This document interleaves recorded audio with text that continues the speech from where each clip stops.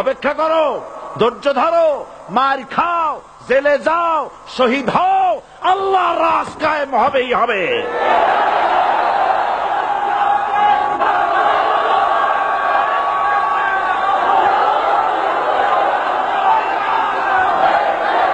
Building থেকে শিক্ষা গ্রহণ করুন। বিল্ডিং, ইমারত, দালান থেকে শিক্ষা গ্রহণ করুন। এই যেটা দালান আছে না পাশে, দেখতে পাচ্ছেন? এই দালান কি দিয়ে তৈরি করা হয়েছে বলেন? ইট। সমস্ত ইটেরা যদি ধর্মঘট করত, আমরা কেউ মাটির তলায় যাব না, কেউ আমরা আগুনে পুড়ে ঝামা হব না, পিক হব না, কেউ আমরা টুকরা টুকরা হব না, সবাই থাকবো উপরে উপরে, তাহলে কি দালান হইতো নাকি?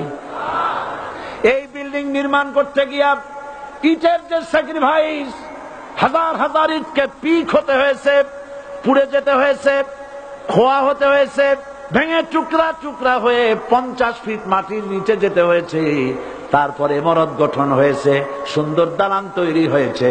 যারা ইসলামী শাসন চান, আল্লাহর দ্বীনকে বিজয়ী দেখতে চান, তাদেরকে অসংখ্য মানুষকে পোড়াইটের মতো জেলখানায় পুড়ে পুড়ে মরতে হবে, অসংখ্য মানুষকে ফাঁসির কাস্তে ঝুলতে হবে, গায়ের রক্ত দিতে হবে, শহীদ হতে হবে, তারপরে ইসলামের ইমারতটা কায়েম হয়ে যাবে।